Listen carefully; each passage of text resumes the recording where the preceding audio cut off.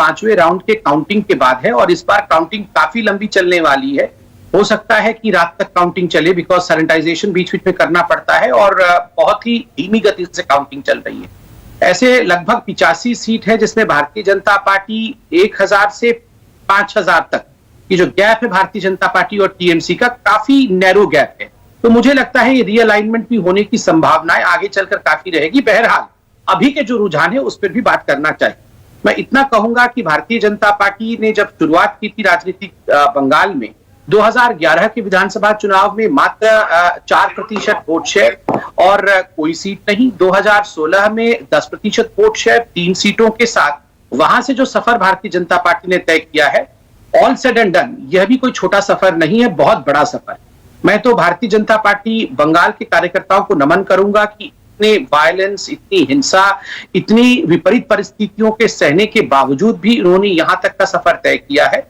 आधा कप खाली या आधा कप भरा, दोनों में से कोई भी विषय को हम चुन सकते हैं, बिल्कुल स्वाभाविक है। हमने कहा था कि हम सरकार बनाएंगे, वो शाम तक मालूम पड़ेगा, मगर अगर 85 से ऊपर 100 तक भी हम सीट लेकर आते हैं तो मुझे लगता है भारतीय जनता पार्टी ने परफॉर्मेंस अच्छा किया है। अच्छा तो किया है, इसमें कोई डाउट नहीं है, लेकिन लोकसभा चुनाव से अगर 18 सीटें आपने जीती थी उससे तुलना करेंगे तो ऐसा लग रहा है उससे तो ये खराब परफॉर्मेंस है। हम तो ये मान के चल रहे थे जो आपने चुनाव प्रचार में पूरी जान लगाई, हर हथकंडा अपनाया, और जाहिर है सारी राजनीतिक पार्टियां अपनाती हैं चुनाव जीतने के लिए, यानी कि उसमें से कुछ भी नहीं चला। लोकसभा चुनाव से भी खराब परफॉर्मेंस ही तो दिख रहा है। देखिए, कुछ विषय समझने होंगे मानक भाई। पहली बात तो मैं बता दूं, विधानसभा से विधानसभा को कंपेयर किया जा सकता है, लोकसभा से लोकसभा को कंपेयर करना चाहिए।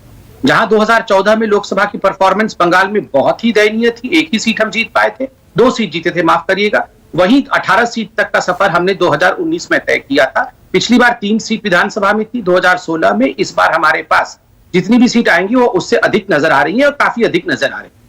देखिए, ये कंपैरिजन लोकसभा से लोकसभा इसलिए होता है क्योंकि नेतृत्व का विषय है। 2019 में मोदी जी नेता थे और स्वाभाविक रूप से जो भी वोट लोग दे रहे थे वो मोदी जी को दे रहे थे, इसमें कोई दो मत नहीं। अभी भी मोदी जी हमारे कैंपेन के एक बहुत बड़े नेता के रूप में बंगाल में उन्होंने कैंपेन किया है, मगर all said and done Mamata Banerjee वहां की लोकल लीडर है।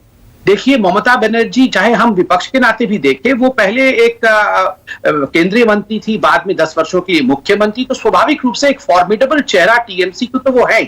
उसके कंपैरिजन में भारतीय जनता पार्टी के पास 2 चीजों की बड़ी कमी रही ग्राउंड में हमारे ऑर्गेनाइजेशन की, क्योंकि बंगाल में ग्राउंड में भारतीय जनता पार्टी की ऑर्गेनाइजेशन कोई बहुत स्ट्रांग हो ऐसी बात नहीं है। हाँ, हमारे पास दिग्गज कार्यकर्ता हैं, ऐसे लोग हैं जिन्होंने अपने जीवन को गंवाते हुए भी अपने आप को दांव पे लगाया है, मगर बहुत स्ट्रांग ऑर्गेनाइजेशन ग्राउंड पे नहीं है। नंबर 2, हमारे पास चूंकि हम सत्ता में कभी नहीं रहे, कोई ऐसा लोकल चेहरा, कद्दावर लोकल चेहरा जो ममता बनर्जी को टक्कर दे सके, वैसा भी चेहरा नहीं है।